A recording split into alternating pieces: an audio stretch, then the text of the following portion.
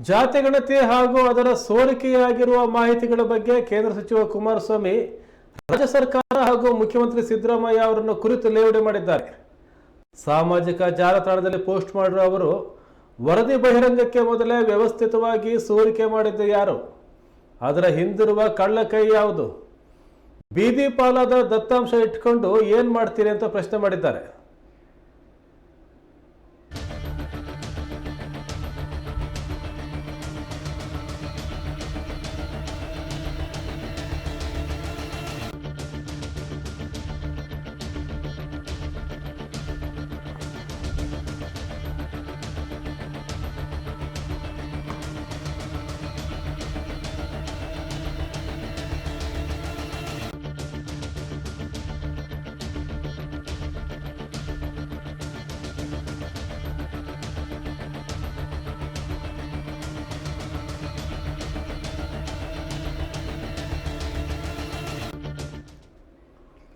ಶ್ರೀ ಸಿದ್ದರಾಮಯ್ಯನವರು ಈಗ ಉಲ್ಟಾ ಹೊಡೆದಿದ್ದಾರೆ.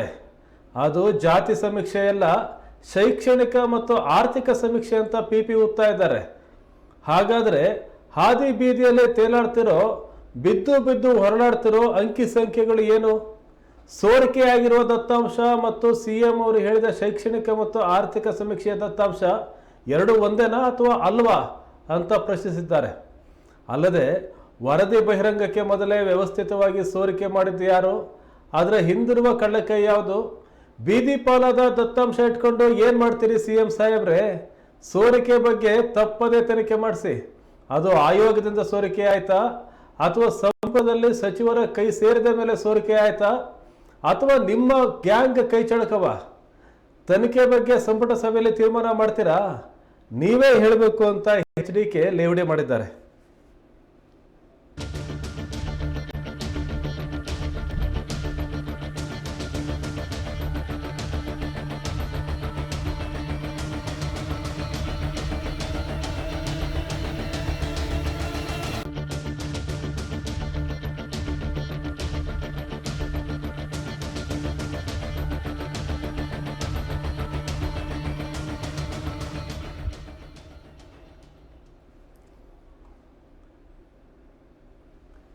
ಈಗ ಎಲ್ಲ ಕಡೆ ಮಾಹಿತಿ ಹಂಚಿಕೆ ಆಗ್ತಾ ಇದೆ ಜಾತಿ ಗಣತಿ ಬಗ್ಗೆ.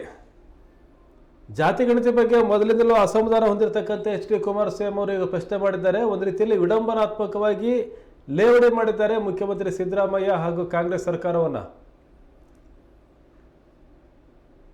ಈ ವರದಿಯನ್ನ ಸಚಿವ ಸಂಪುಟ ಸಭೆಯಲ್ಲಿ ಎಲ್ಲ ಸಚಿವರಿಗೂ ಒಂದು ಪ್ರತಿಯನ್ನು ಕೊಡ್ತೀವಿ ಅಂತ ಮುಖ್ಯಮಂತ್ರಿ ಸಿದ್ದರಾಮಯ್ಯ ಹೇಳಿದರು. ಆದರೆ ಹೊರಗೆ ಎಲ್ಲರಿಗೂ ಗೊತ್ತಾಗಿದೆ. ಹೇಗೆ ಗೊತ್ತಾಯಿತು? ಒಂದು, ಹಿಂದುಳಿದ ವರ್ಗಗಳ ಆಯೋಗ ಸೋರಿಕೆ ಮಾಡಿರಬೇಕು, ಅಥವಾ ಸಂಪುಟದ ಸಚಿವರು ಕೊಟ್ಟಿರಬೇಕು. ಇದ್ರ ಬಗ್ಗೆ ತನಿಖೆ ಮಾಡಿ ಅಂತ ಹೇಳ್ತಿದ್ದಾರೆ ಕುಮಾರಸ್ವಾಮಿ. ನೀವು ಹೇಳ್ತಿದ್ದೀರಿ ಇದು ಶೈಕ್ಷಣಿಕ ಮತ್ತು ಆರ್ಥಿಕ ಸಮೀಕ್ಷೆ ಅಂತ. ಆದರೆ ಎಲ್ಲ ಮಾಧ್ಯಮಗಳಲ್ಲಿ ಬರ್ತಿದೆ ಜಾತಿಗಳು, ಯಾವ್ಯಾವ ಜಾತಿಯವರು ಎಷ್ಟೆಷ್ಟು ಜನ ಇದ್ದಾರೆ ಅಂತ. ಹಾಗಾದ್ರೆ ನೀವು ಹೇಳ್ತಿರೋದು ಇದು ಎರಡು ಒಂದೇನಾ?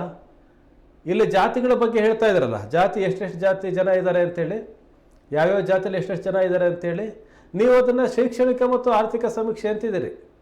ಹಾಗಾದ್ರೆ ಎರಡು ಒಂದನ ಇವು ಅಂತ ಪ್ರಶ್ನೆ ಮಾಡಿದ್ದಾರೆ. ಅಂದರೆ ಇನ್ನೂ ಸಾರ್ವಜನಿಕವಾಗಿ ಬಹಿರಂಗವಾಗೋದಕ್ಕಿಂತ ಮುಂಚೆನೇ ಮಾಹಿತಿ ಸೋರಿಕೆ ಆಗಿದೆಯಲ್ಲ, ಇದ್ರ ಬಗ್ಗೆ ತೀರ್ಮಾನ ಮಾಡಿ ಸಚಿವ ಸಂಪುಟ ಸಭೆಯಲ್ಲಿ ವಿಶೇಷ ಸಂಪುಟ ಸಭೆ ಕರಿತಿರಲ್ಲ ಇವತ್ತು, ಅಲ್ಲಿ ಕೂತ್ಕೊಂಡು ತೀರ್ಮಾನ ಮಾಡಿ ಅಂತೇಳಿ ಕುಮಾರಸ್ವಾಮಿ ಅವರು ಲೇವಡಿ ಮಾಡಿದ್ದಾರೆ.